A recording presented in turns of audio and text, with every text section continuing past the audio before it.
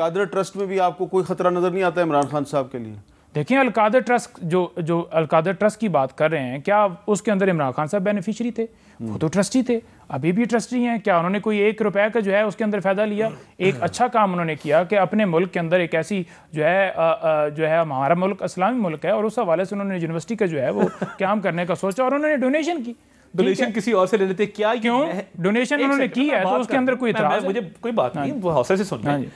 क्या ये महज इत्तेफाक है कि जिसका जुर्माना आप 60 अरब का माफ करते हैं उसी से जमीन लेके ट्रस्ट बनाते हैं? नहीं, ये उसी की 5-5 कैरेट की अंगूठियों की बातें चलती हैं कि इससे 3 कैरेट नहीं 5 कैरेट की अंगूठी लो। क्या महज इत्तेफाक है कि फरा गोगी 200 कनाल जमीन आपसे लेती है? क्या महज इत्तेफाक है कि अलकादिर के अकाउंट में 18 करोड़ रुपया आप ट्रांसफर करते हैं? इमरान खान साहब इतने मासूम हैं, इतने बच्चे हैं कि जिस प्रॉपर्टी टाइकून से वो अलकादिर ट्रस्ट की जमीन भी ले रहे थे, फरा गोगी भी जमीन ले रही थी, 5-5 कैरेट की अंगूठियां भी ले रहे थे, उसी का केस माफ कर दिया, किसी और का केस माफ क्यों नहीं किया? जी सर, इसका क्या जवाब है? गुजारिश ये है कि जो ये बात कर रहे हैं तारड़ साहब अलकादिर ट्रस्ट की, अलकादिर ट्रस्ट जो है वो उससे पहले का शुरू हुआ है, 1 साल पहले का हुआ है, ठीक है जी। और 1 साल पहले का जो ट्रस्ट शुरू हुआ है उसको कैसे मनसूब कर सकते हैं कि इमरान खान ने उससे क्या फायदा लिया है? क्या इमरान खान के अकाउंट में पैसे आए हैं? क्या इमरान खान के नाम पर ट्रस्ट बना है? क्या इमरान खान जो है ट्रस्टी है ना, तो उन्हीं के नाम पे बनाया, और के नाम पे जमीन तो नहीं हुई ना कि वो कोई उसको सेल कर सकते हैं वहां पर।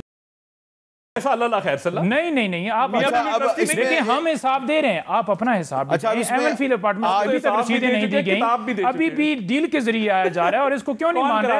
अगर इनको लाडला कहा जाता है तो इन्हें मसला बन जाता है। पूरी दुनिया कह रही है, इसी के ऊपर आपको इतराज है। बलूचिस्तान जाकर आप दूध की नहरों की बात करते हैं, 3 अदवार में आपने क्या किया है?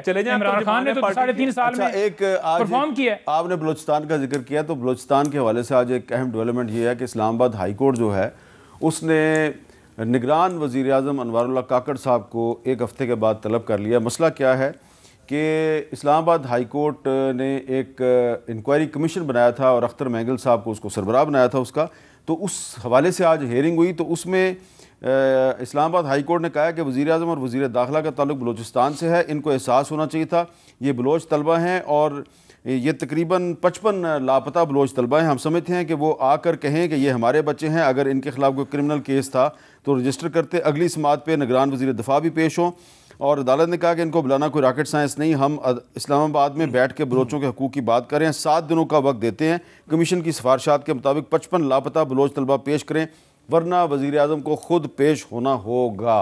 ये जी इस्लामाबाद हाई कोर्ट के जस्टिस मोहसिन अख्तर कियानी साहब ने आज ये कहा है।